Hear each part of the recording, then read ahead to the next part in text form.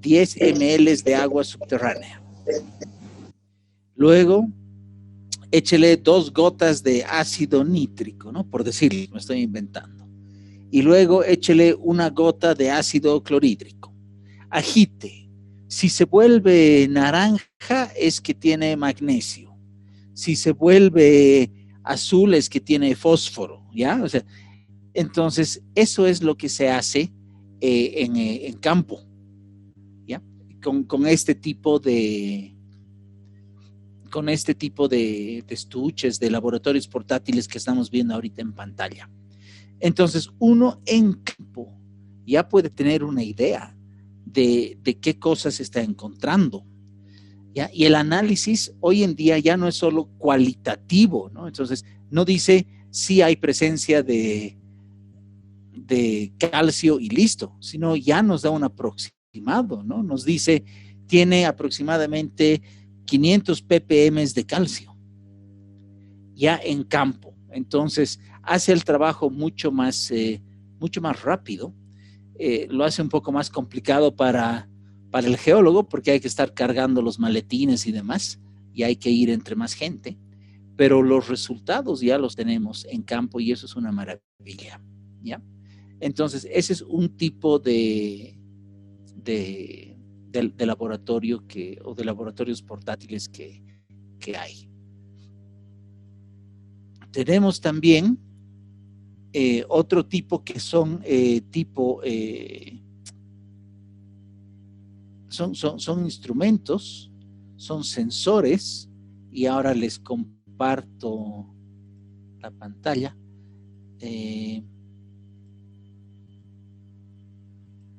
Ok, estamos viendo una checker, estamos viendo checkers en pantalla, ¿me confirman? Sí, perfecto. Entonces, uno puede llevar a campo los que crean necesarios de estos sensores, ¿ya?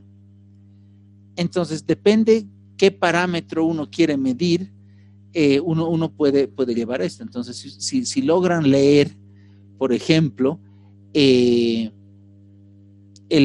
izquierdo, el blanquito de la izquierda mide sílice, el negro de ahí atrás mide fluoruro, el rojo mide hierro, el verde claro mide nitrito, el amarillo amonio, ¿ya? Al azul mide cloro, ¿ya? Podemos medir níquel, fosfatos, calcio, ¿no? El rojo de la derecha mide calcio. Entonces, esos son los... así funcionan estos instrumentos, ¿ya? Entonces, ¿cómo funciona? Uno llena una botellita con una muestra de agua, le pone la botellita dentro del sensor, y el sensor emite una luz, y depende qué elemento está presente ahí, va a cambiar la frecuencia de la luz. Entonces uno puede medir eso, y entonces uno puede saber cómo es lo que tiene, o qué es lo que tiene y en qué cantidad, ¿ya? Entonces, eso es, así es como funcionan estos sensores pequeñitos, ¿ya? Estos sensores tipo checkers. Es una alternativa. Otra alternativa es la que les mostraba hace un ratito, que ya no es por un análisis colorométrico, sino puede ser por titulación, o incluso ya hay algunos sensores que simplemente uno pone el sensor y le dice presencia de qué elementos hay, ¿ya? Entonces, ya podemos saber eso. Bien, ahora, de todas formas, para trabajos no tanto de diagnóstico rápido, sino para trabajos ya más formales, ¿no? Para ver para qué va a servir el agua y demás.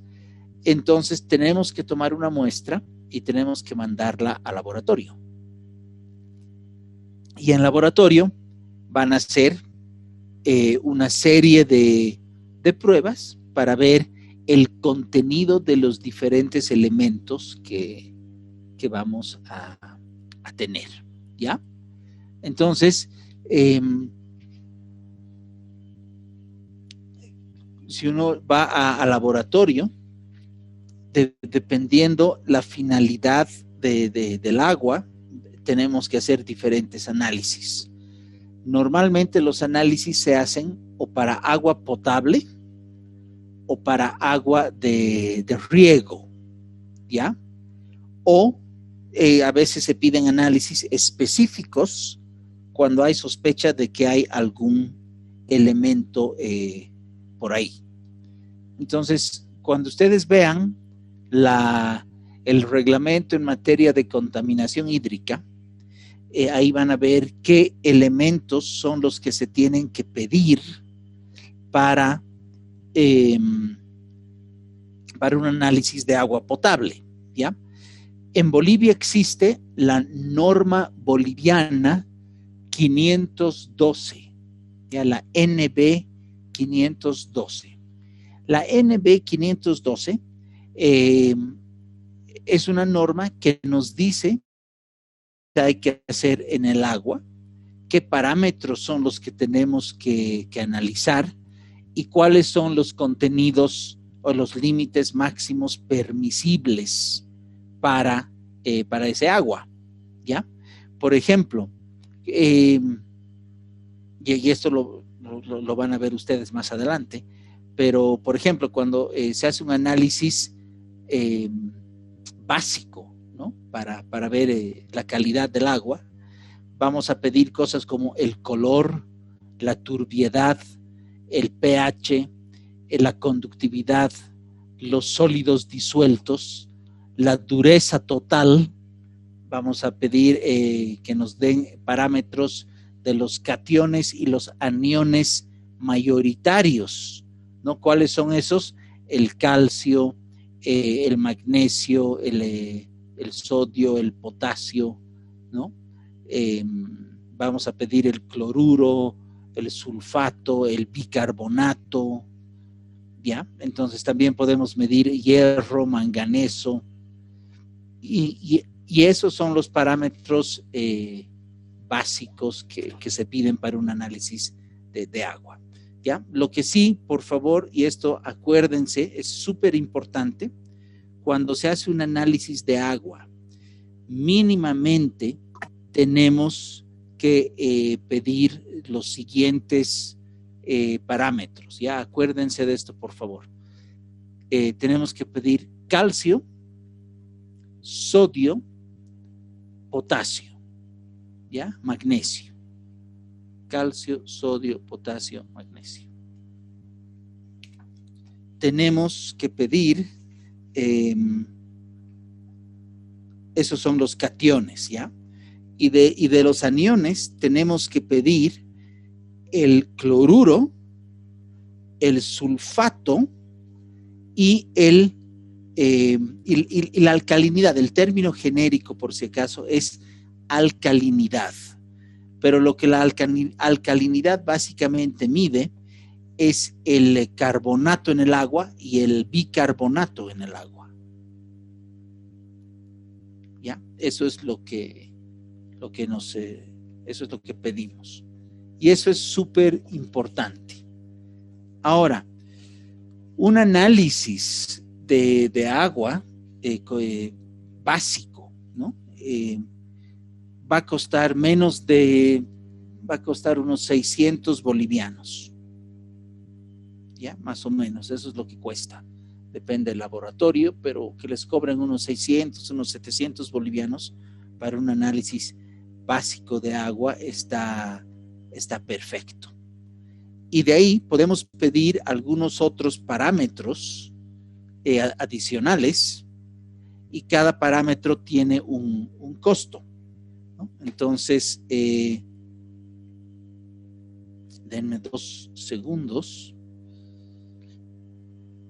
y para que vean de qué estamos hablando.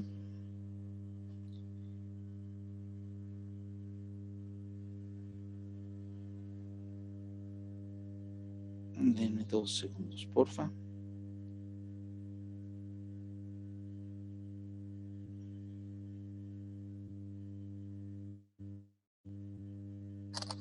A ver. Se ve. Percy, ¿estás ahí? Sí, ingeniero. Acabo de enviarte una foto por WhatsApp. Por favor, si la puedes compartir con tus compañeros. Ya está. Muchas gracias.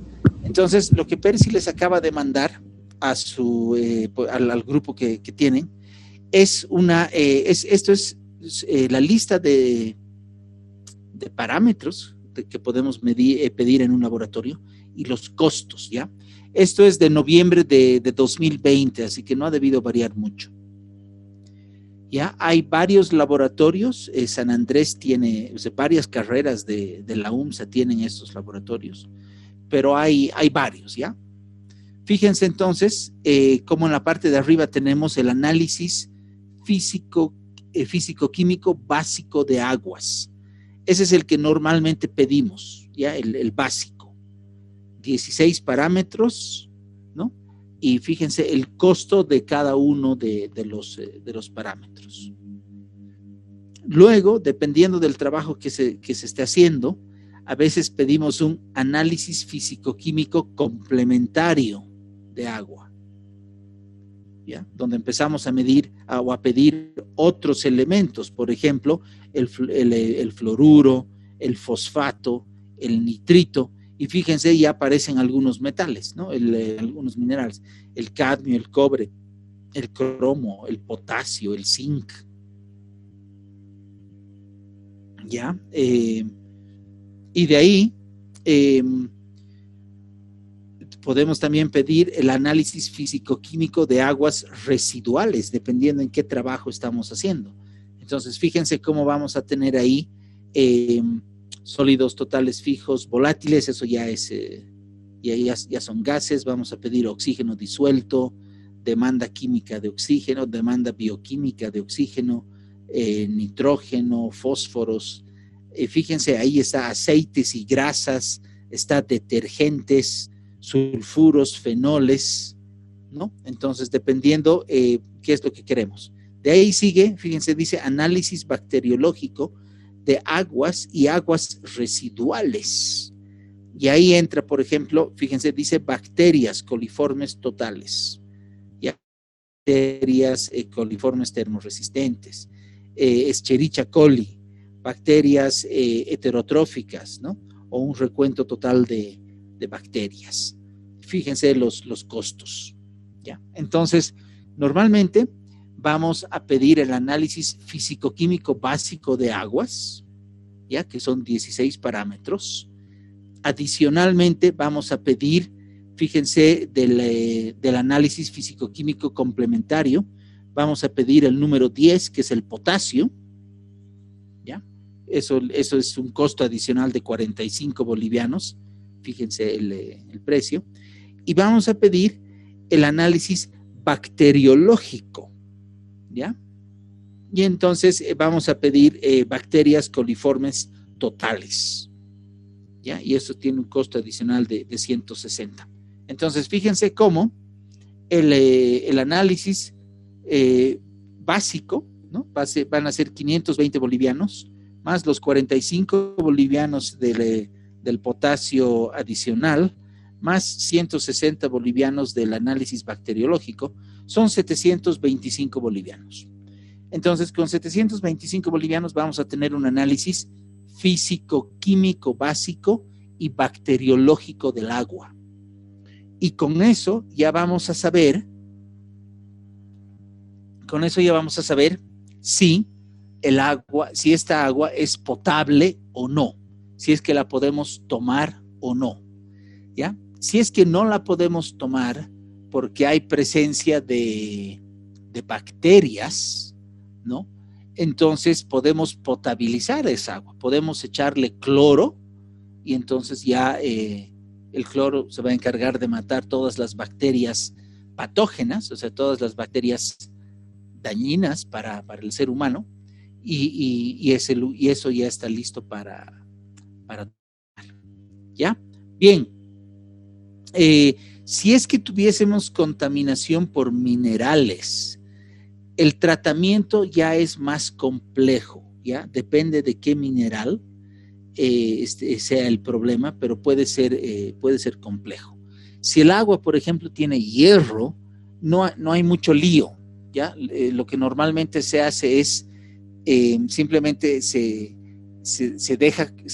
hace que el agua salpique, ¿no? Se hace que el agua en esa caída o en lo que salpica se oxigena, y cuando el agua se oxigena, el hierro precipita. Entonces nos quedamos con agua sin hierro, ¿ya? Pero si tenemos otros elementos, por ejemplo, nitritos, nitratos, ese ya es un problema, ¿ya? Porque los nitritos no se pueden sacar del agua.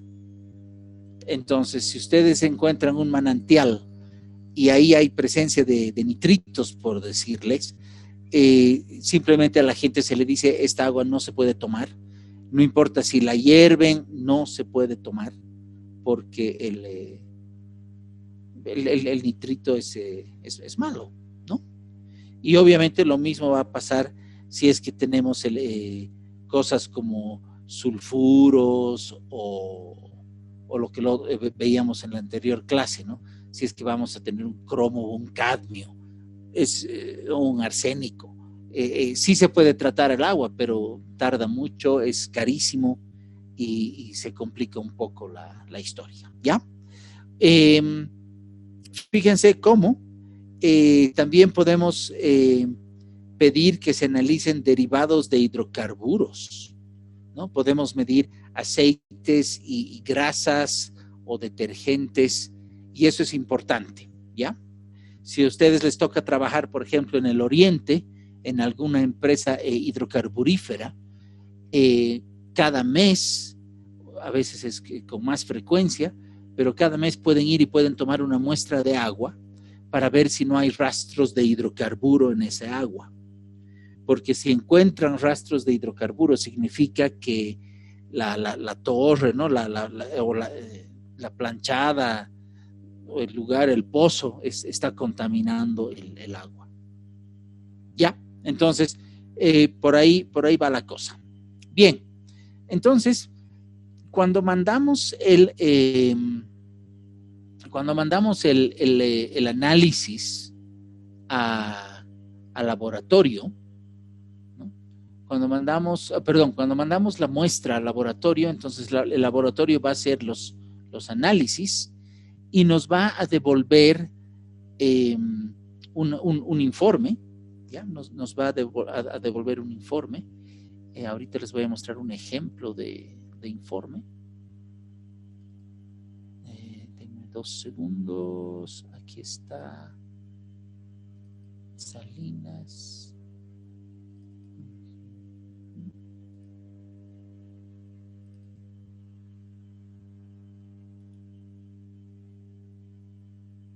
¿Me confirman, por favor, si estamos viendo?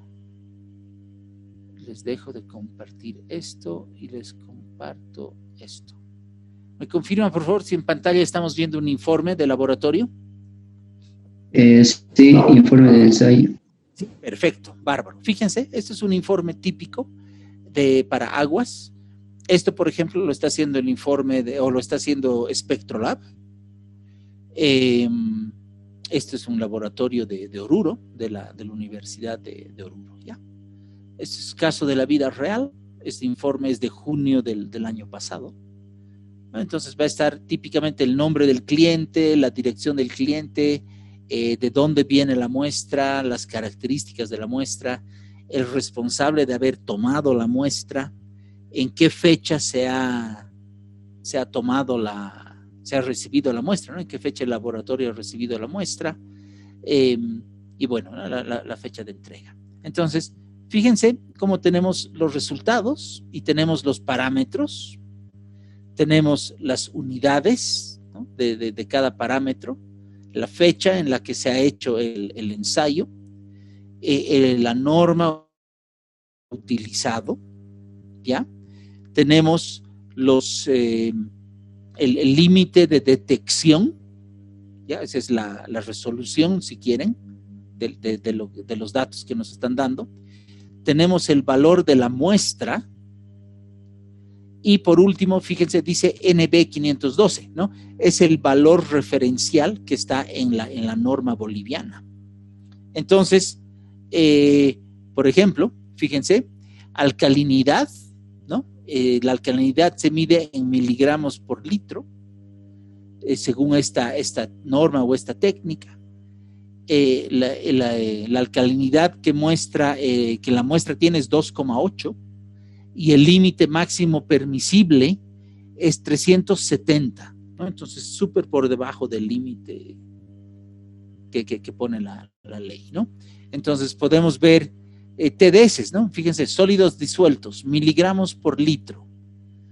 Presenta 342, ¿no? La muestra que hemos llevado presenta 342, pero la norma boliviana dice 1000, ¿no?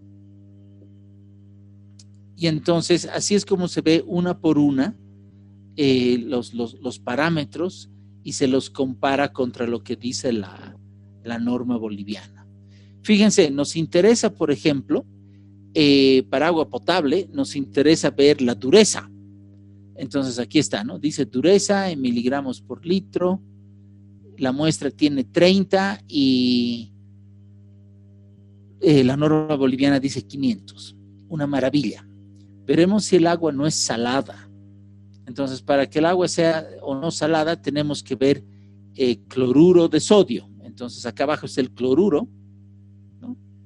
Fíjense cómo el cloruro, la muestra tiene 42 miligramos por litro y la norma dice 250, así que estamos súper por debajo de la norma, ¿no? Parece que el agua no es salada.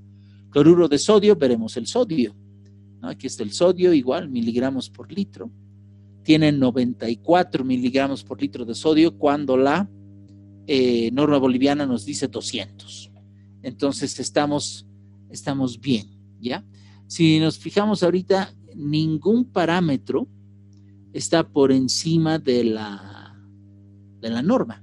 Entonces tenemos buena... ojo, de metales. Fíjense ahora al final.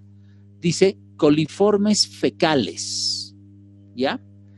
Y nuestra muestra tiene 16. Y entonces la norma boliviana exige 0. Entonces fíjense cómo física y químicamente nuestra agua es buena, pero fíjense cómo biológicamente nuestra agua es mala. Tiene coliformes, ¿no? Eso es contaminación por heces. Pueden ser contaminación por heces de animales o por heces del ser humano, pero esta agua está contaminada. Seguro que si tomamos esta agua, nos va a dar una hepatitis, una salmonela, ¿no? De hecho, una buena diarrea. Entonces, para esto sirve este análisis. Imagínense, si esta muestra de agua estuviese saliendo de un pozo o de un manantial, por la presencia de coliformes, nosotros le diríamos a la gente, esta agua no es buena para tomarse cruda. Como el problema está en los coliformes, se la puede hacer hervir y si la hervimos durante unos 5 minutos, los coliformes mueren, ¿ya? Entonces, esta agua no se puede consumir de forma cruda, pero sí se puede consumir hirviéndola. ¿Se entiende esto?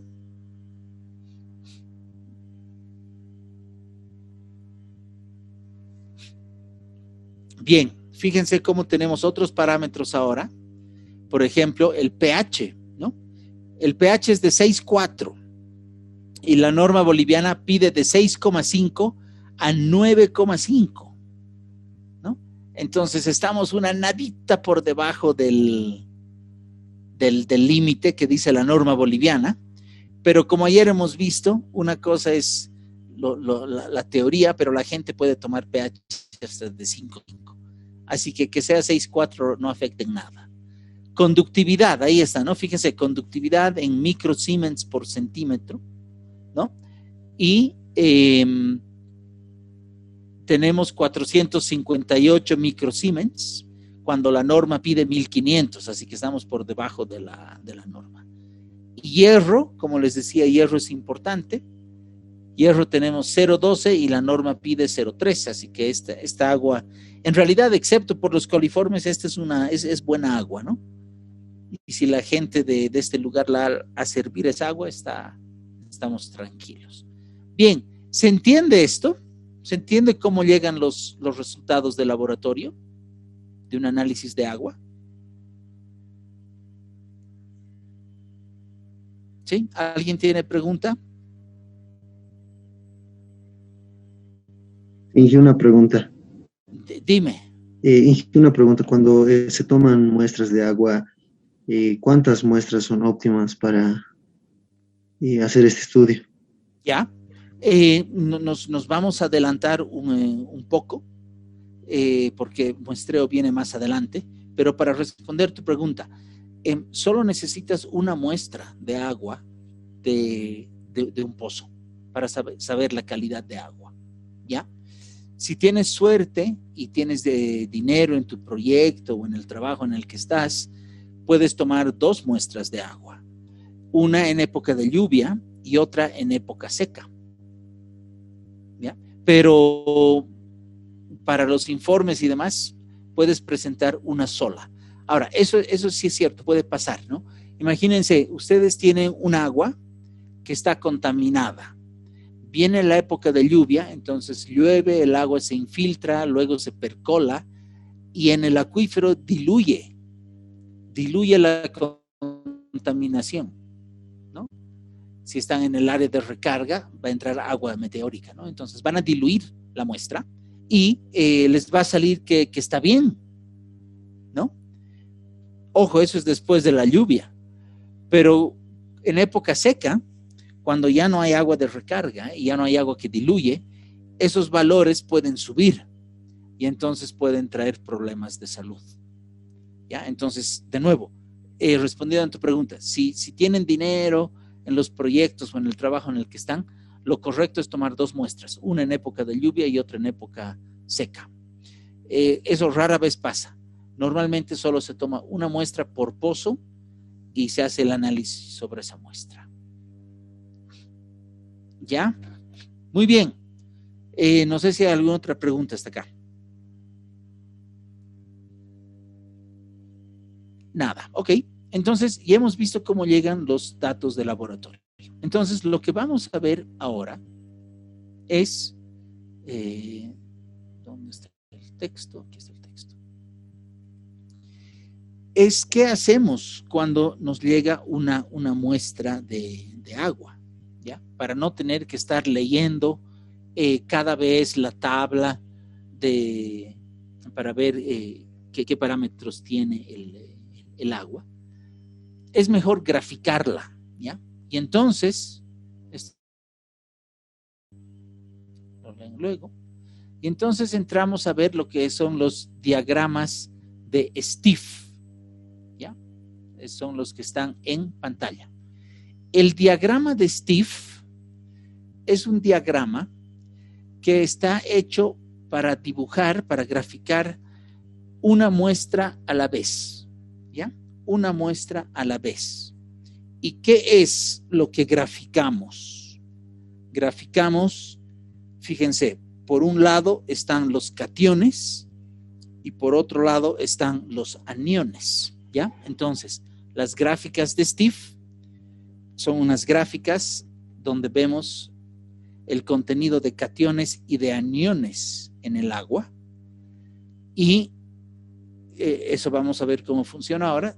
Hay una figura geométrica asociada a ese contenido de aniones o de cationes, y en función a eso podemos saber el tipo de agua que tenemos, ¿ya? Y les explico cómo funciona esto. Esto es parte de la práctica, ¿no? Ustedes van a hacer estos ejercicios dentro de un rato. Fíjense primero que los gráficos de Stiff plotean los datos, pero la concentración química en mili equivalentes por litro, ¿ya? Mili equivalentes por litro. Y acuérdense que el laboratorio a nosotros nos da el resultado en ppm o en miligramos litro. Entonces, lo que tenemos que hacer es convertir esos miligramos por litro a miliequivalentes por litro. Ahorita vamos a ver cómo se hace eso. Una vez que tenemos nuestras concentraciones en miliequivalentes litro, lo único que hacemos es ploteamos, ¿no? Entonces, para hacer esto, para que vean, fíjense, ¿no? Por ejemplo, fíjense cómo a un lado tenemos los cationes y al otro lado tenemos los aniones. Esto es importante. El orden en el que ponen los cationes no interesa, ¿ya? No interesa, fíjense en este caso de la izquierda, primero viene el sodio más el potasio, luego viene el calcio y luego viene el magnesio. Fíjense en este otro de la derecha, primero viene el magnesio, después viene el calcio y después el sodio, ¿ya? Entonces, en realidad eso no importa. Lo que sí importa es que si ustedes ponen, o sea, siempre el anión opuesto al catión, sodio más potasio, tiene que ser cloruro, ¿ya? Fíjense, siempre que tengan sodio o sodio más potasio en los cationes, en los aniones tiene que ir el cloruro. Siempre que tengan calcio como catión, en los aniones tiene que ir el bicarbonato. Y siempre que tengan magnesio, ¿sí? Como catión, el anión que tiene que ir al otro lado es sulfato, ¿ya? ¿Y por qué? Porque son los que aparecen juntos. Normalmente van a tener cloruro de sodio, van a tener bicarbonato con calcio, van a tener un sulfato con magnesio, ¿ya? Estos elementos siempre van juntos. Y entonces lo que hacen es plotean. Por ejemplo, vamos a hacer el ejercicio de la izquierda. En el caso de los cationes tenemos sodio más potasio, que son dos miliequivalentes. Entonces van a poner un punto ahí. 1. Y el magnesio va a tener 0. El cloruro va a tener 1.5. El bicarbonato va a tener 0. Y el sulfato va a tener 0. ¿Ya? Entonces ploteamos las concentraciones y de ahí lo único que hacemos es, o sea, unir los puntos, ¿no? Unimos los puntos de esas concentraciones y nos sale una figura geométrica, ¿ya? Y esa es la forma de hacer el gráfico de Steve. ¿Alguna pregunta? ¿Alguna duda? ¿Se entiende? ¿Alguien no entiende?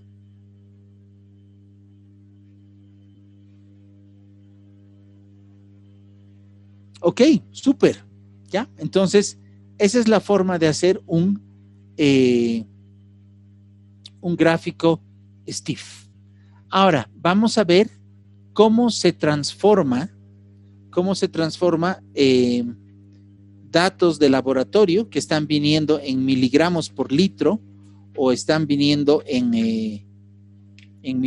miligramos litro o ppms, cómo lo transformamos a miliequivalentes litro.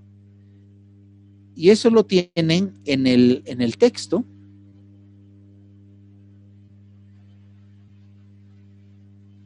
Y aquí está la fórmula, ¿ya?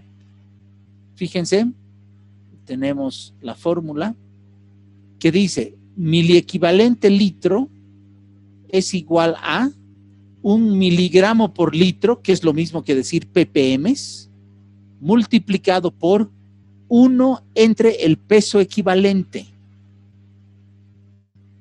Y en el texto ya les estoy dando los pesos equivalentes para los diferentes cationes y los diferentes aniones.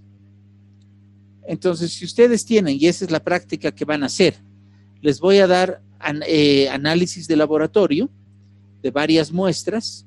Ustedes tienen las concentraciones de laboratorio, van a multiplicar, ¿no? Van a multiplicar esas concentraciones por 1 dividido entre el peso equivalente del parámetro que estén viendo, ¿no? y entonces ya van a tener la concentración de ese elemento o de ese parámetro en miliequivalentes litro. ¿Se entiende esto? Perfecto. Y entonces, como ya tienen esa concentración en miliequivalentes litro, ¿no? Entonces lo que van a hacer es, van a generar su diagrama o su gráfico STIF. ¿Ya? Súper. Bien. Esa es una. Entonces no se olviden, si ustedes tienen 5 muestras, van a tener que hacer un diagrama STIF para cada una de esas 5 muestras. Los diagramas de STIF se han hecho para hacer una muestra a la vez. Y entonces, cuando tienen varias muestras, tienen varias de estas figuras geométricas, de estas figuras, y entonces pueden compararlas, ¿no? Por ejemplo, ¿qué pasa si comparamos estas dos muestras? Primero, lo que vamos a hacer es asignarle un nombre a este tipo de agua, ¿ya? ¿Y cómo se asigna el nombre al agua? Primero se le da el nombre del anión y después se le da el nombre del catión. Les pongo un ejemplo. Esta de aquí encima, fíjense, predomina el cloruro en aniones y en cationes predomina el sodio. Entonces, esta muestra se va a llamar una muestra cloruro sódica. O si quieren, cloruro sodopotásica. ¿Ya? Esta otra de aquí abajo. Fíjense, en aniones predomina el bicarbonato y en cationes predomina el magnesio. Entonces, esta muestra de agua será un agua bicarbonatada magnésica. ¿Se entiende esto? ¿Alguien no entiende? A propósito, no estoy llamando lista.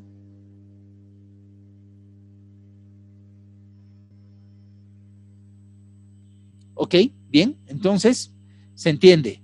Fíjense esta muestra naranja, ¿no? Con el del polígono naranja. Esta muestra, por ejemplo, va a ser una muestra sulfatada cálcica. Entonces, fíjense cómo en base al diagrama STIF le podemos dar el nombre a esa muestra de agua, ¿ya? El tipo de agua. Y entonces, fíjense cómo, ahora vean las gráficas celestes, solo viendo que la forma de las figuras no son similares, a nosotros nos dice estas aguas son diferentes. Si la forma es similar, vamos a decir estas aguas son parecidas o son similares. ¿Ya? Bien, súper. Para eso sirve el gráfico de STIF. Vamos a ver ahora otro gráfico, que es el gráfico de Piper. ¿Ya? Y el gráfico de Piper, ustedes ya conocen gráficos similares como este, ¿no? Fíjense, son diagramas triangulares o rómbicos, es decir, tienen 3 entradas, y fíjense cómo vamos a tener, ¿no? Lo que podemos hacer es, primero esta, después les muestro el detalle. Fíjense cómo esa gráfica de Piper tiene dos triángulos, ¿ya? El triángulo de la izquierda es para ver los cationes. El triángulo de la derecha es para ver los aniones. ¿Ya? Entonces, lo que se hace es se plotean los resultados de varias muestras y entonces podemos empezar a ver familias de agua, ¿ya? Similitudes entre agua que nos van a dar familias de agua. Y con eso vamos a poder decir, ok, el agua de tal lugar es pura, solo viendo este gráfico, ¿no? O vamos a poder decir, el agua de tal lugar es salada. ¿Se entiende esto? ¿Puedo volver a explicar, por favor, Inchi? Ok. La gráfica de Piper es una es una gráfica que está diseñada para graficar resultados de varias muestras de agua. No se olviden, en Steve solo podemos graficar una. En Piper podemos graficar resultados de N muestras, ¿ya? Y graficamos, igual que en el caso de las diagramas de Steve, en el gráfico o en el diagrama de Piper, vamos a graficar por un lado los cationes y por otro lado los aniones. Y cuando graficamos varias muestras, podemos ver dónde caen, ¿no? Dentro de nuestra gráfica. Y entonces se van armando familias de agua, aguas similares, aguas parecidas.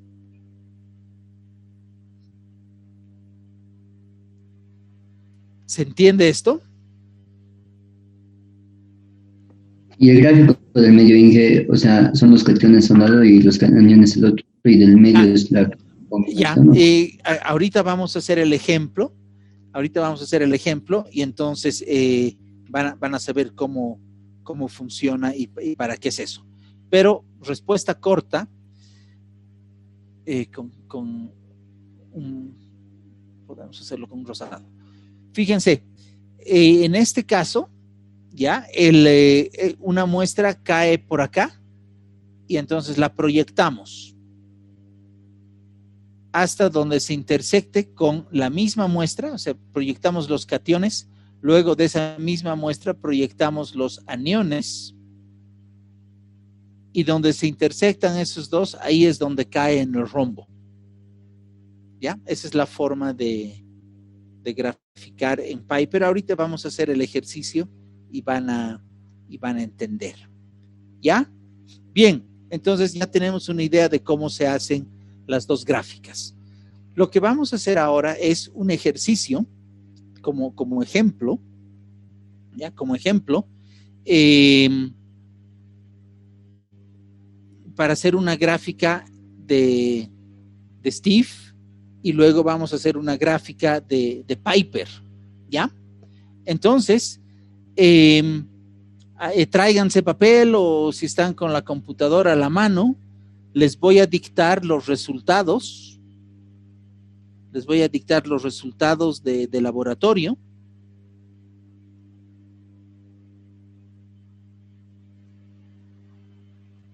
Denme 2 segundos. Les voy a dictar los resultados de laboratorio. Y ustedes van a ir calculando las cosas, ¿ya? Entonces, ¿están listos? ¿Les dicto?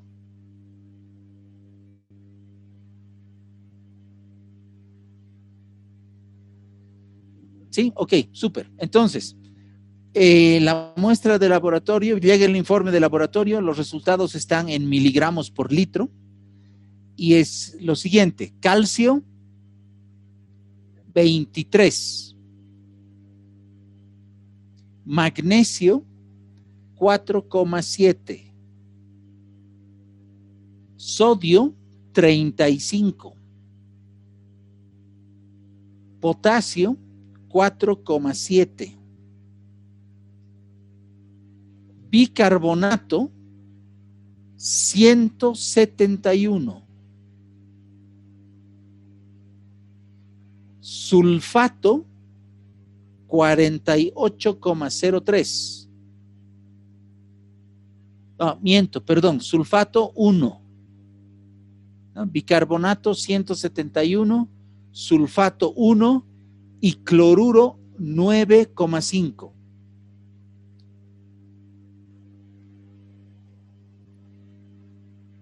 ¿Ya?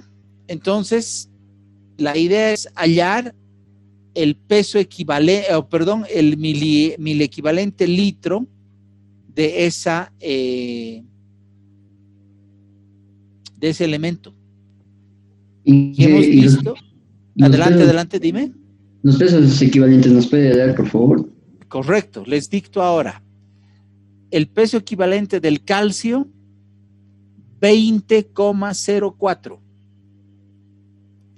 Del magnesio, 12,1525. Del sodio, 22,9898. Del potasio, 39,098. Del bicarbonato, 61,016. Del sulfato, 48,03. Y del cloruro, 35,453.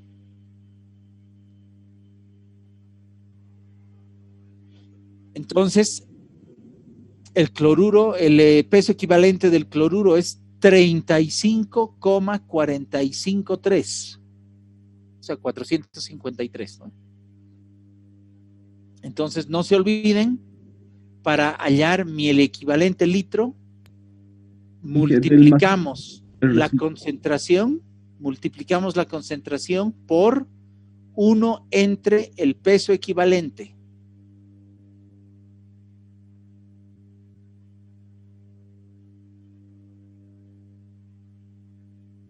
Inge, perdón, ¿puedes repetir la concentración del calcio, por favor? Claro que sí. Denme 2 segundos. Les comparto en pantalla. Calcio, concentración 23. Magnesio 4,7. Sodio 35. Potasio 4,7. Bicarbonato 171.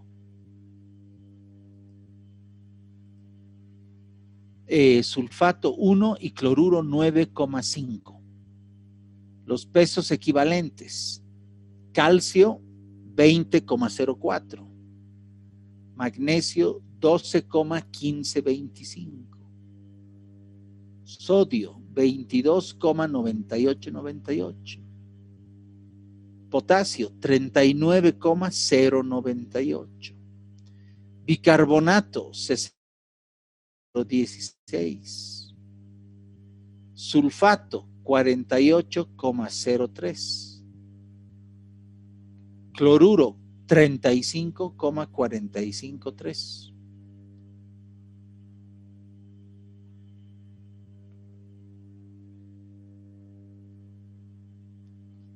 Entonces, por favor, hallen esas concentraciones en mili equivalente litro.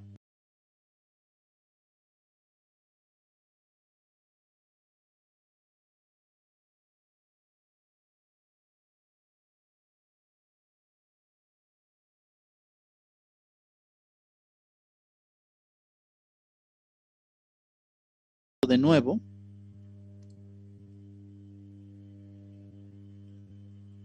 ahí el texto.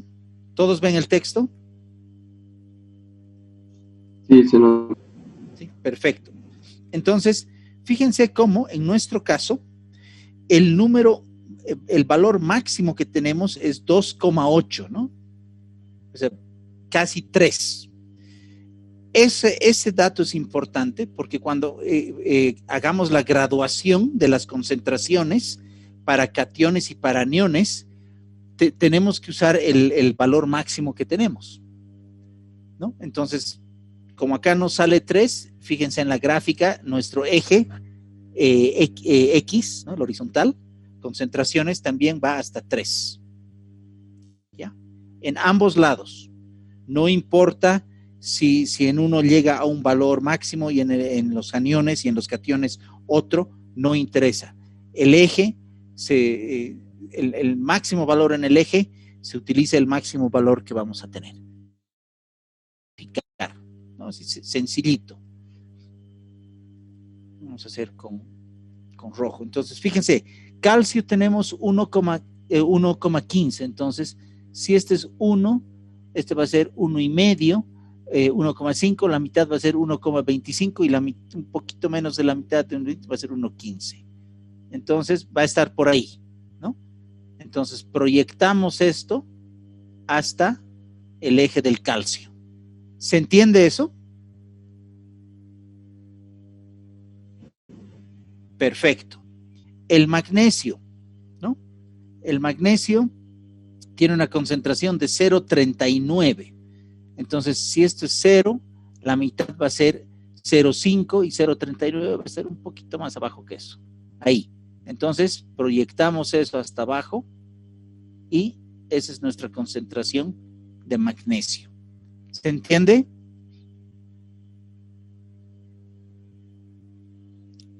Perfecto. Ahora, fíjense, dice sodio más potasio. ¿Cuánto?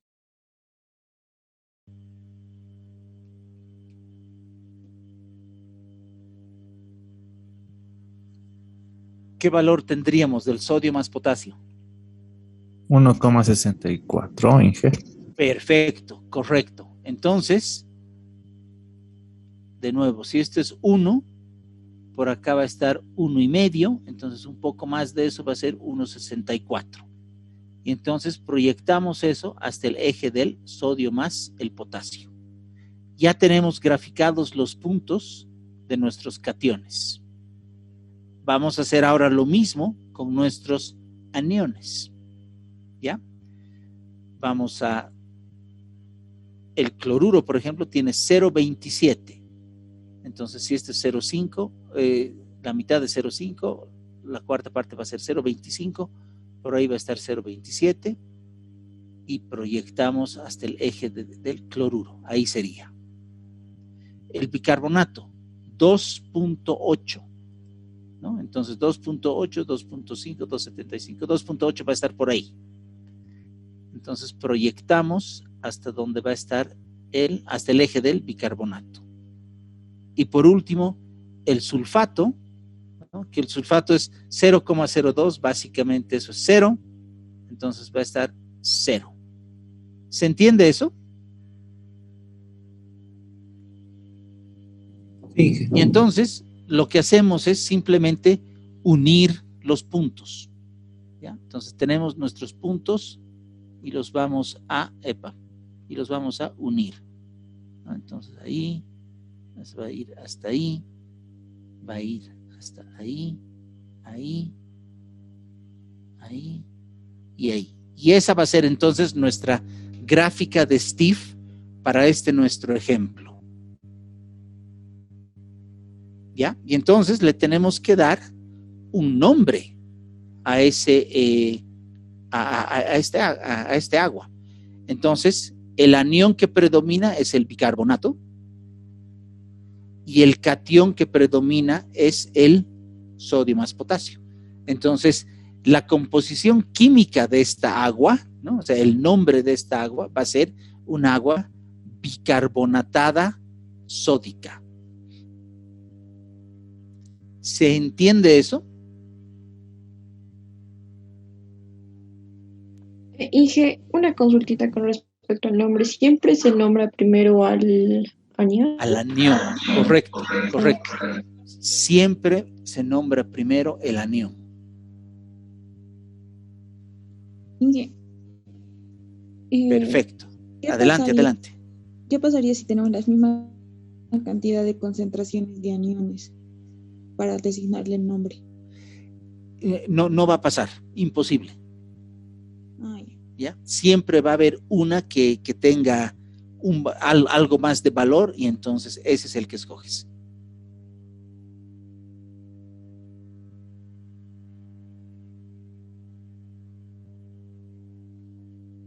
¿No hay preguntas? ¿Se entiende? ¿Capísimas? Inge, tiene que ser sódica, o sea, dijo bicarbonatada sódica o sódica potásica. La que tú quieras. Puede ser, en este caso, fíjate, en esta gráfica que estamos usando nosotros, el sodio más el potasio van juntos. Entonces, sería agua bicarbonatada sodopotásica. Pero si hubiésemos hecho el mismo ejercicio sobre esta gráfica de la derecha, donde solo aparece el sodio y no aparece el potasio, entonces el agua hubiese sido un agua bicarbonatada sódica.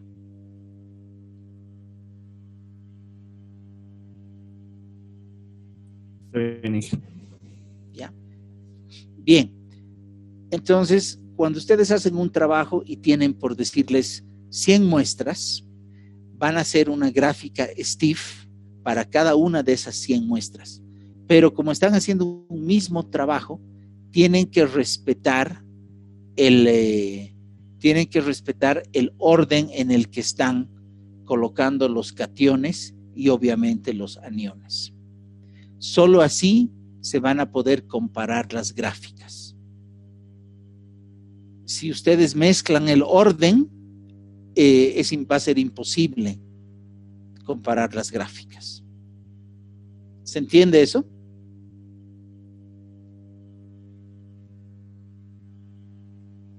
¿Ya? Bien, muy bien. Y para terminar, un chanchullo, si ustedes, por ejemplo, toman una muestra de agua de lluvia, ¿ya? Esa muestra va a ser bicarbonatada cálcica. Entonces, cuando ustedes encuentren un agua bicarbonatada cálcica, esa es muy buena agua. Lo más probable es que sea agua de lluvia que recién se ha recargado al acuífero. Con el tiempo, el calcio se va fijando, ¿ya? En la roca, en el suelo, y se va liberando el sodio. Entonces, si ustedes tienen un agua bicarbonatada sódica o sodopotásica, ya saben que es agua de lluvia, ¿no? Es agua meteórica, pero que ya ha estado en el subsuelo algo de tiempo. Por eso ha estado perdiendo su calcio y ha estado ganando sodio. En realidad, quita las moléculas de sodio del suelo y las reemplaza con el calcio. ¿Ya? Eso es lo que ocurre. Y luego el bicarbonatado va pasando a cloruro. Entonces ustedes si encuentran un agua clorurada cálcica, es un agua que ya está bastante tiempo en el subsuelo y que por eso está disolviendo el cloruro. Y si tienen un agua clorurada sódica, y es un agua salada, en teoría un agua salada es un agua que ha estado mucho tiempo en el subsuelo. En teoría, ojo. Y así es como funciona la gráfica de STIF. Para eso sirve la gráfica de STIF. ¿Hay alguna consulta?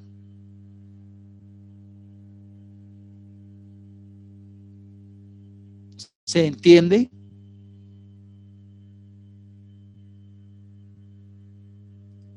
Súper. Perfecto. Perfecto. Vamos a hacer ahora el ejemplo de una gráfica de Piper.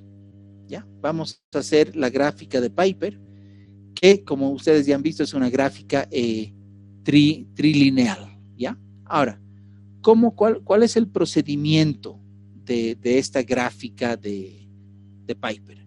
Efectivamente, esta gráfica ustedes la han visto ¿en qué materia? ¿Petrología? ¿Se acuerdan?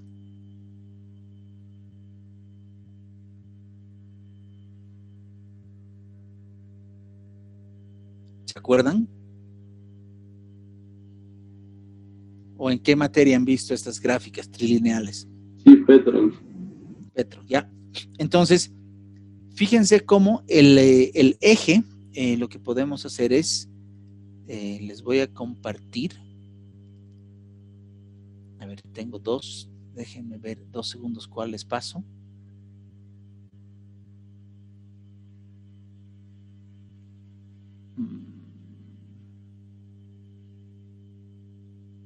Ya, esta vamos a ver por ahora. ¿Me confirman si están viendo gráfica de Steve, porfa? ¿O Piper? ¿Ya? Perfecto. Fíjense, tenemos los 2 triángulos. El triángulo de la izquierda es para los cationes. El triángulo de la derecha es para los aniones. ¿Ya?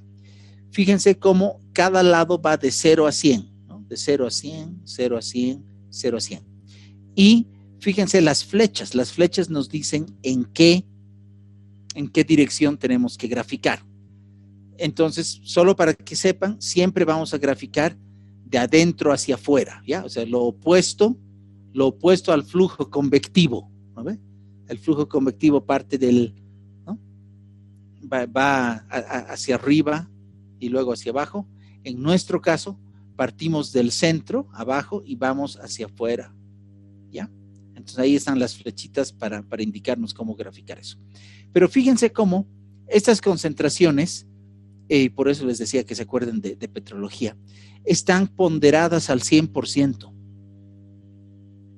Entonces, si bien utilizamos miliequivalente litro para estas gráficas, nos falta un paso, y eso es ponderar al 100%. Entonces, ¿qué es lo que hacemos? Primero les explico rápido en teoría y pasamos al ejercicio. Del laboratorio, los resultados nos llegan en miligramo por litro o en ppm. Nosotros transformamos esos datos a miliequivalente litro. Ya lo han hecho. Luego, lo que hacemos es sumamos los contenidos o las concentraciones por un lado de los cationes y por otro lado de los aniones. Sumamos y obtenemos un total. ¿Ya? Y esos totales van a ser el 100%. Y entonces encontramos, ¿no?, por regla de 3, a qué porcentaje del total corresponde la concentración de cada uno de los elementos. ¿Se entiende eso?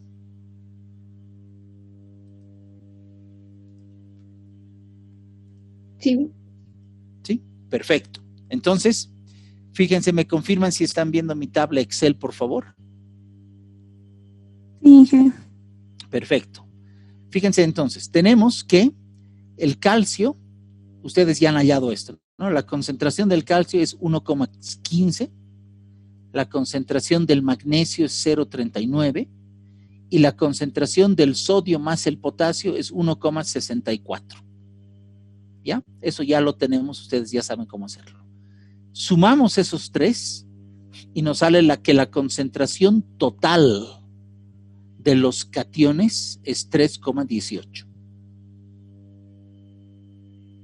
Hacemos exactamente lo mismo para los aniones.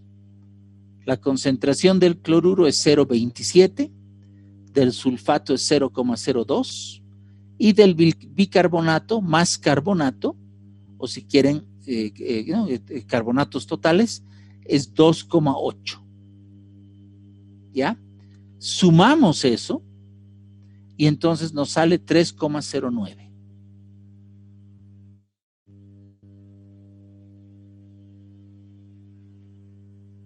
Bien, entonces simplemente decimos, en el caso de los cationes, si 3,18 es el 100%, ¿cuánto va a ser 1,64?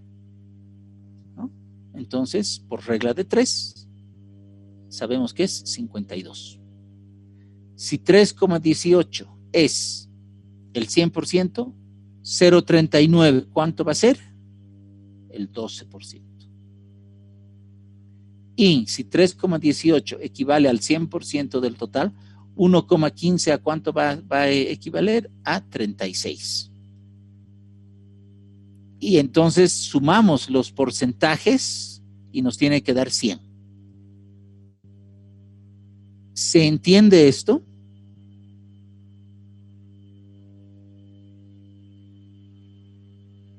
¿Tiene que estar como números enteros o puede ser con decimales? No, por favor, como números enteros. Okay.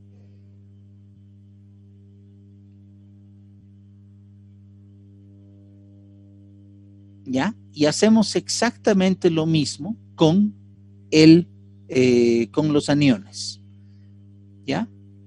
Ahora, fíjense, esto es importante, por favor.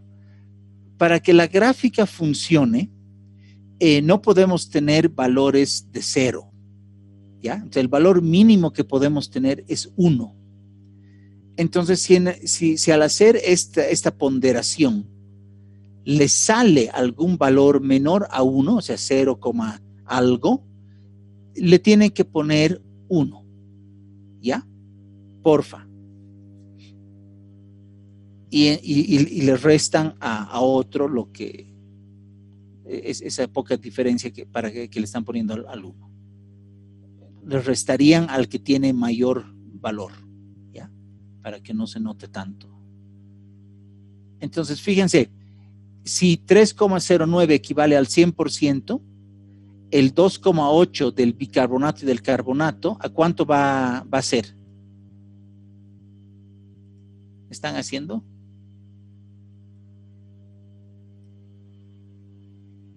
Sí. ¿Y cuánto le sale? 0.64, Inge. No puede ser. Ay, no, perdón. 90.7, Inge. Exacto, muy bien, ¿no? 90.7, muy bien. Ahora, ¿a cuánto equivale el sulfato? Si 3,09 es 100, ¿a cuánto equivale 0,02? 0,7. Perfecto, pero no podemos tener 0,7, entonces lo tenemos que redondear a 1. Y esa diferencia que le estamos aumentando a ese 1, le quitamos al que es mayor.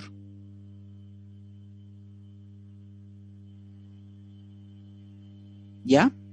Y entonces, si 3,09 es 100%, ¿cuánto es 0,27? No se olviden, siempre hay que redondear, enteros.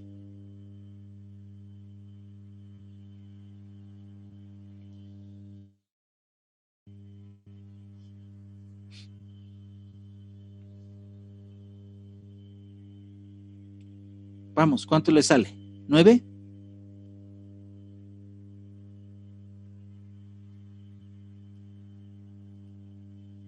Y entonces, si sumamos, ¿no? El 9 más 1 más el 90 es el 100%, significa que nuestros datos están bien.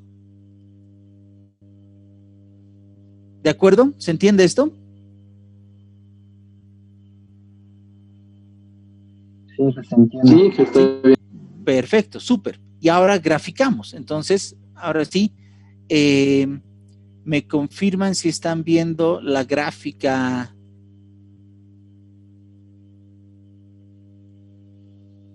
de Piper en pantalla, porfa. Sí, se nota. Sí, perfecto, bárbaro. Entonces, el calcio, ¿cuánto es el calcio? 36. Entonces, el calcio va a ser 10, 20, 30, 36. Va a ser ahí abajo. ¿Ya? Luego, el magnesio. ¿Cuánto es el magnesio? 12, ¿no? Entonces, si este es 0, ahí está 10, ahí va a ser 12. Y por último, el sodio más el potasio, que es 52. Entonces, si aquí está el 0 del sodio más el potasio, 20, 40, 50 y un poquito más ahí va a ser el 52. ¿Ya? Súper, perfecto. Y entonces, lo que hacemos es proyectamos, ¿no? Vamos a proyectar esas líneas hasta donde se cortan. Ustedes ya han hecho esto 1,000,000 de veces con metrología. Entonces, si proyectamos, perdón la línea, así está mucho. Ok, ¿dónde está esto? Ahí está. Entonces, vamos a proyectar esa por ahí, vamos a proyectar esa por ahí, vamos a proyectar esa por ahí, y donde se cruzan, ¿no? Donde se intersectan, ese va a ser el lugar ese va a ser el lugar donde tiene que estar el puntito. En otras palabras, este va a estar, ojo, la idea es que caiga dentro de un triángulo, ya no importa si está más arribita, más abajito, no importa. La idea es que esté dentro de un triángulo. ¿Se entiende esto?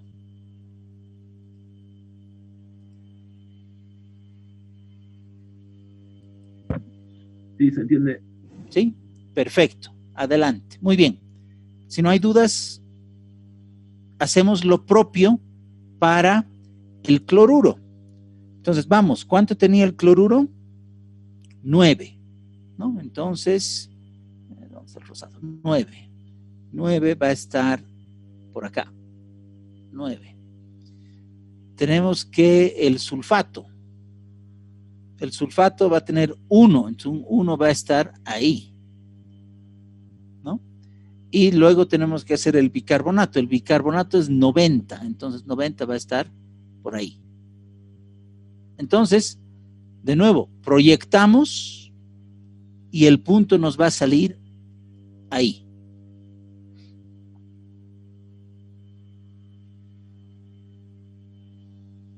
¿Se entiende? Y entonces lo que hacemos es proyectamos estos puntos hacia el rombo, ¿no? Para ver dónde van a caer.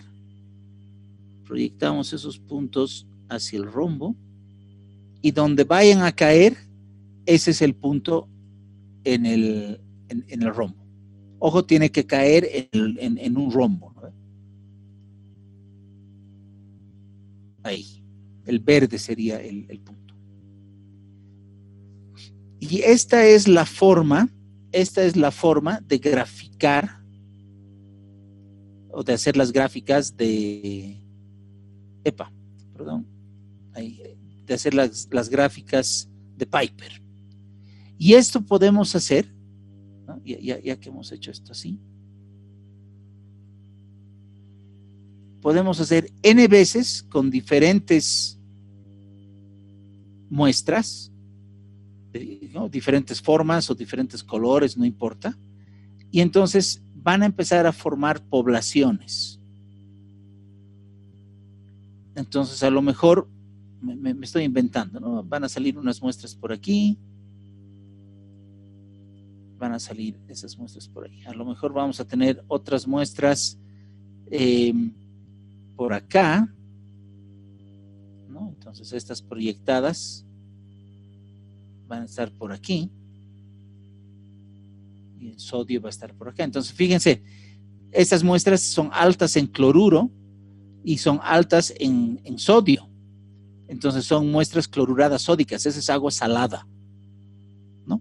Entonces cuando las muestras caen en este lugar del rombo, ya sabemos que es agua salada. ¿Se entiende eso? Esto último puede volver a explicar, por favor. Ya. Estamos haciendo de cuenta, ¿no? Si tenemos unas cuantas muestras que caen en el extremo derecho del triángulo de los aniones y caen en el extremo derecho del triángulo de los cationes. ¿Qué significa eso? Que estas muestras tienen mucho cloro, ¿no? Mucho cloruro y tienen mucho sodio. Y una muestra que tiene mucho cloruro de sodio es un agua salada. Entonces, cuando proyectamos, ¿no? Esos puntos, cuando los proyectamos al rombo, fíjense cómo van a caer en la parte derecha del rombo. Y eso nos está diciendo que ya sabemos que esta zona de acá son aguas saladas.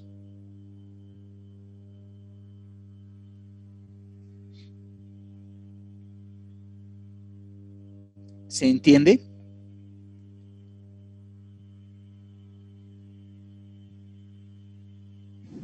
¿Ya? Perfecto. Y esa es la forma de hacer los diagramas de Piper.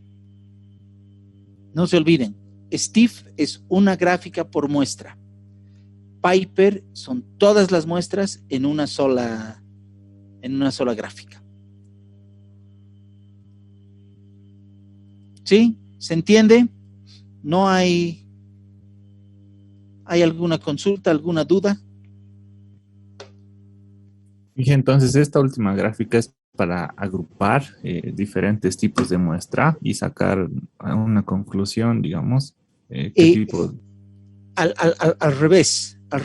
Esta última gráfica es para plotear muchas muestras y en función a esas muestras, poder ver si hay diferentes tipos de agua, ¿no? Porque tú primero ploteas y recién te das cuenta si hay diferentes tipos de agua y si hay familias de agua.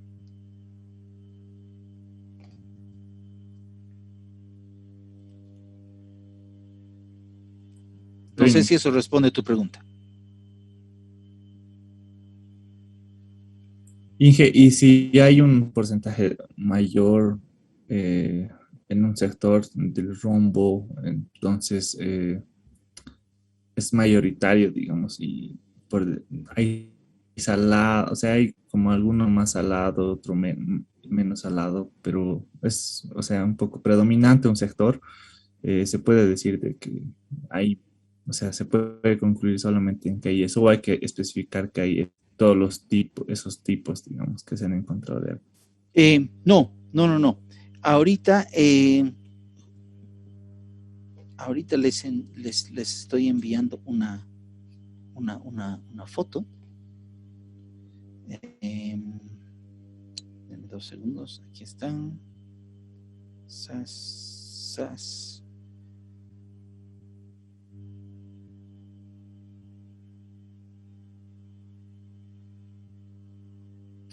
Muy bien, ahí va. Percy, acabo de enviarte una foto, porfa, si puedes compartir.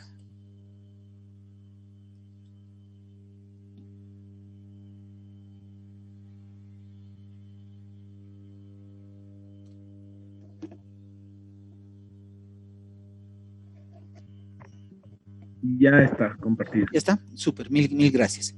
Fíjense en lo que les he enviado ahorita. Es ese rombo, ¿no? Están los dos triángulos y el rombo. Y fíjense cómo en los triángulos tenemos el tipo de agua,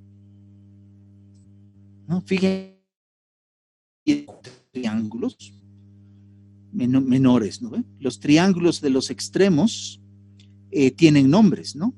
Puede ser agua tipo cálcica, o si está en la parte de arriba, agua magnésica, ¿no? Tipo magnésica. O puede ser agua tipo sodopotásica.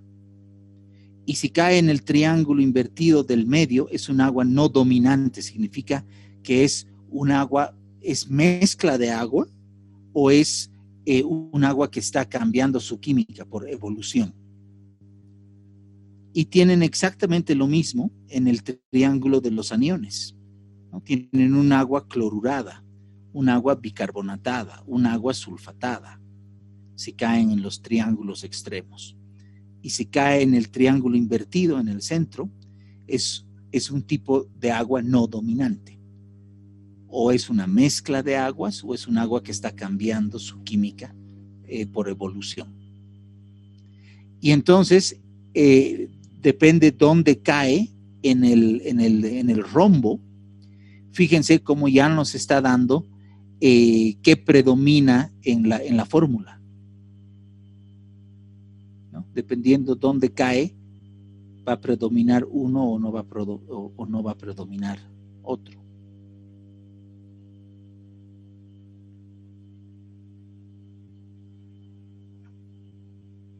¿Ya? Entonces, no se olviden, depende de dónde caen más puntitos, podemos decir, estas muestras, ¿no? Me invento, la muestra 1, la 7 y la 25 son tipo cálcica. La muestra 50, la 30 y la 15 habían sido tipo magnésicas. ¿Ya? Para eso sirve el diagrama de Piper.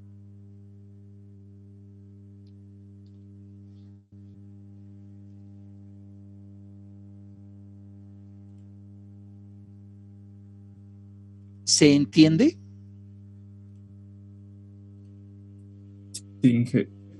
Sí, perfecto, ¿no? Entonces, fíjense ahorita en pantalla, tenemos claramente, acá se ve que hay varias poblaciones, ¿no? Fíjense cómo todos los puntos celestes están por un lugar, los triangulitos rojos están más o menos por otro lugar, ¿no?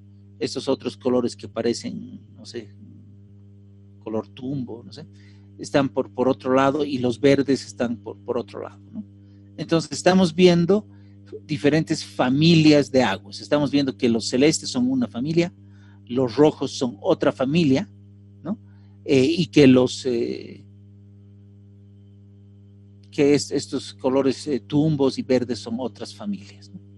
Para eso se trata. Entonces, si esto sobreponemos sobre la foto que les he enviado ahorita, ¿no? Por ejemplo, vamos a poder decir que la muestra celeste, ¿no? Las muestras que corresponden al celeste, en realidad van a ser una agua tipo sodopotásica, ¿no? Tipo sodopotásica, pero que está queriendo entrar a algo no dominante. Fíjense, se los hago esto con negro. Con negro va, o con rosado. Ya, fíjense, esto sería así. Perdón, el pulso. ¿No? Ahí están los triángulos. Ahí están los triángulos. Epa, perdón el pulso. Ok, entonces fíjense, ¿no? Si comparamos esto con lo que les he mostrado ahorita en la foto, lo que ya tienen, estas aguas celestes son aguas tipo potásicas, ¿no? Sodopotásicas. Y en términos de cationes, en términos de aniones, son aguas cloruradas. Van a ser aguas cloruradas sodopotásicas. En el caso de las rojas, ¿no? Van a ser aguas sulfatadas, ¿no? Cálcicas, pero que están bordeando, queriendo entrar al triángulo del tipo no dominante. Significa que esas aguas o se están mezclando, ¿no? Estas aguas sulfatadas se están mezclando con las aguas cloruradas, ¿no? ¿Ya? O que el agua está cambiando su química y está pasando de un agua clorurada a un agua sulfatada. Y cuando proyectamos esto al rombo, y fíjense lo que les he mandado ahorita, fíjense cómo tenemos estas líneas de acá bien marcadas en el rombo, y entonces cada uno de esos segmentos tiene su fórmula, ¿no? Y entonces fíjense cómo el celeste cae en este sector, y según la fórmula, ese es un agua clorurada sulfatada. ¿Se entiende cómo es la interpretación de esto? Es descriptivo, ¿eh? Se describe lo que se ve en los triángulos y en el rombo.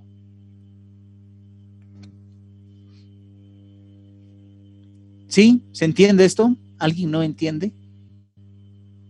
Inge, y en caso del color tumbo, ¿qué descripción tendría el rombo? Ok, fíjense, el agua está aquí arriba, en el triángulo de los aniones, entonces es tipo sulfatada. Está en el extremo del calcio, en los cationes, entonces es un agua sulfatada cálcica. Y cuando la mandamos al rombo, ¿no? Entonces justamente vamos a ver que es un agua sulfatada, ¿no? Porque fíjense, este extremo de acá es cloro más sulfato, ¿no? Entonces ahí es el sulfato. Y del otro extremo es el calcio más el magnesio. Entonces nos está diciendo justamente eso.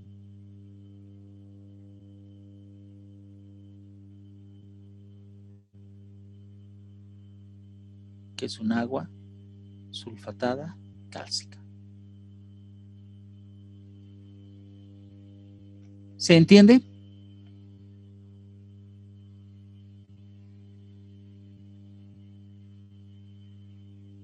Sí. Sí, perfecto, súper. Entonces, ya hemos visto todo el procedimiento desde los datos de laboratorio hasta estas gráficas. Entonces, les muestro ahora, denme 2 segundos, es una presentación.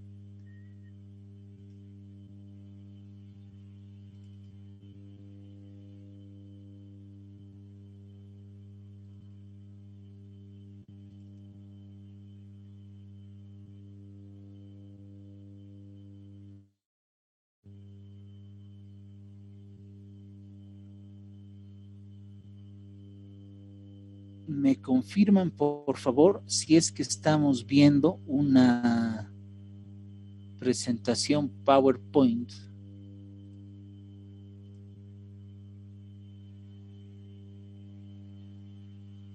Sí, perfecto. Entonces, esto vamos a... Es movimiento que ya hemos visto hasta la química, ¿no? Esto es teoría, que ya lo hemos visto, lo hemos repasado además, así que no pasa nada. Lo que sí quiero que vean acá está, ¿no? Steve y Piper. Y quiero que vean cuál es la aplicación, para qué sirve esto, ¿no? Entonces, fíjense, dice las interpretaciones. Podemos tomar esto de aguas subterráneas, podemos hacer esta gráfica, Steve, con agua subterránea. También podemos hacerla con agua superficial. Y si resulta que la gráfica del agua subterránea se parece a la gráfica del agua superficial, estamos diciendo que hay una interacción, hay una comunicación, o que es un río de pérdida o que es un río de ganancia, a través de la química. ¿Se entiende?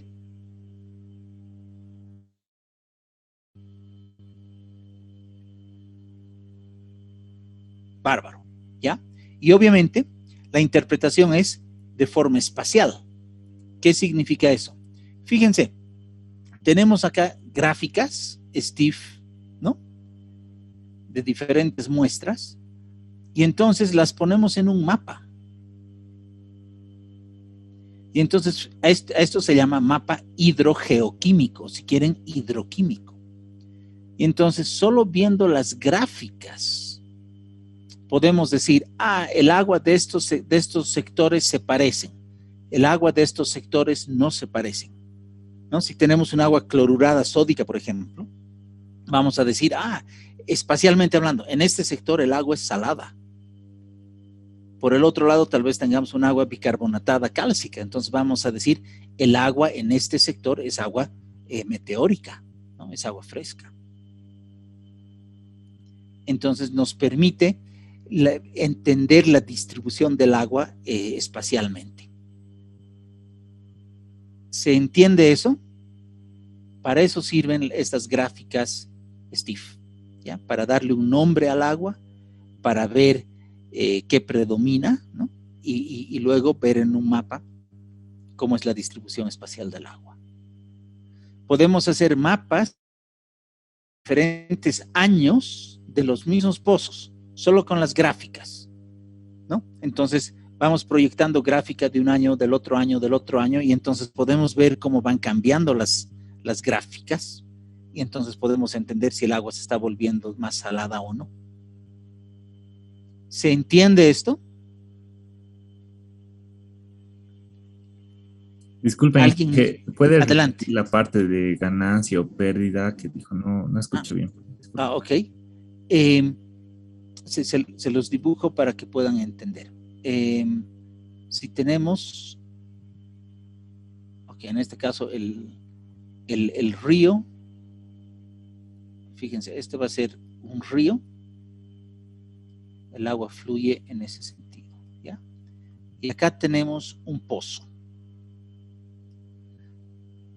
Que si el agua que saco del pozo, ¿ya?, tiene esta gráfica y la gráfica del agua del pozo tiene es esta, ¿ya?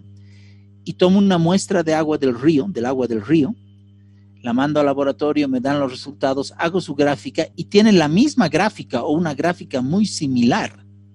¿Qué puedo decir? Que el agua superficial, o sea, el agua del río, es la misma o es similar al agua subterránea. Y eso me puede estar diciendo o que el río es un río de pérdida, entonces le está dando agua al pozo, o que el acuífero es el que le está dando agua al río y entonces es un río de ganancia. Pero como la gráfica de ambas es similar, puedo decir que hay una interconexión entre esas dos aguas. No sé si eso responde a tu pregunta. Sí, está bien. ¿Sí? ¿Se entiende? Perfecto. Bárbaro. Muy bien. ¿Ya? Entonces, para eso sirve. ¿Ves? Esto ya lo hemos visto. Son los ejemplos que hemos hecho ahorita. ¿Ya? Y aquí hay otro tipo de mapas hidroquímicos. ¿Ya? Entonces, uno es a través de gráficas STIF, y el otro puede ser, como ya conocen ustedes, superficies continuas, ¿no? Con colores, con rangos. Pueden ser a través de circulitos. Mientras más es la concentración, va a ser más grande, mientras menos la concentración, más chica. Esta puede servir para un elemento, por ejemplo, ¿no? En este caso es arsénico, ¿no? Puede ser por colores. O sea, cómo muestran la química, la distribución espacial de la química, depende de cada uno, ¿ya? Pero una forma muy común es hacerlo a través de diagramas STIF, porque aquí estamos viendo de golpe aniones y cationes. ¿Se entiende esto?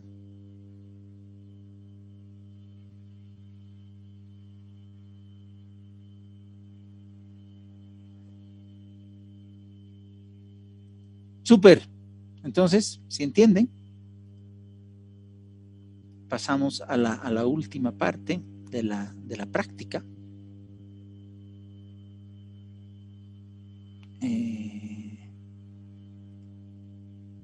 Entonces vamos a compartir.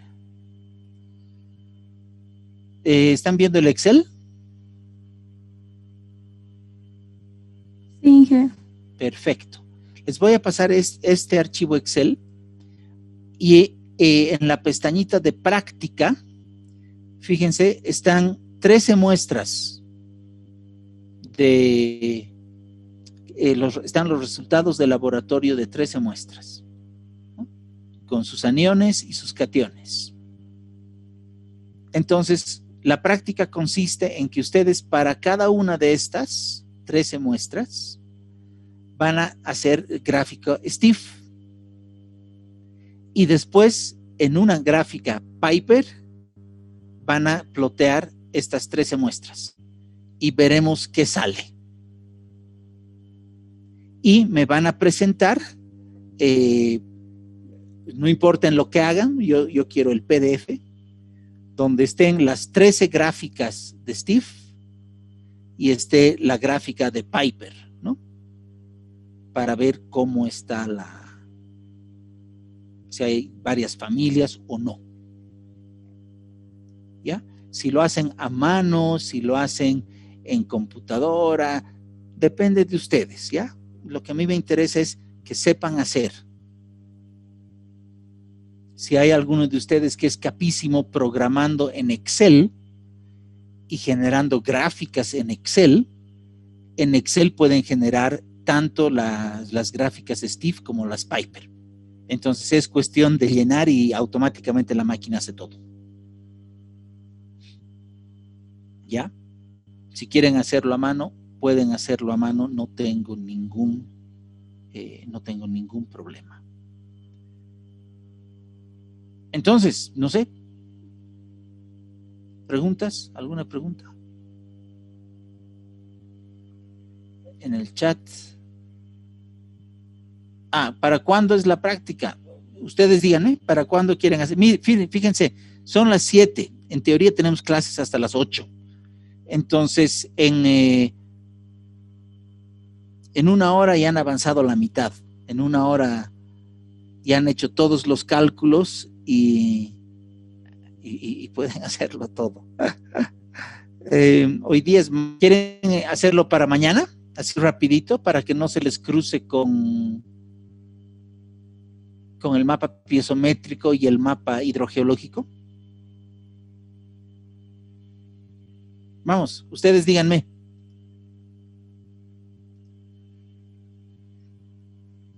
Sí, está bien, Inge, para mañana.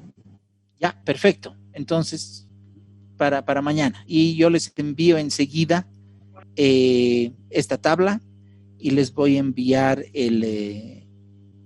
esa fotito de como plantilla del Piper para que ahí puedan poner todas sus cosas.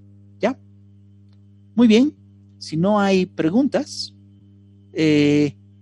ahí quedaríamos por hoy. Esa es la clase práctica.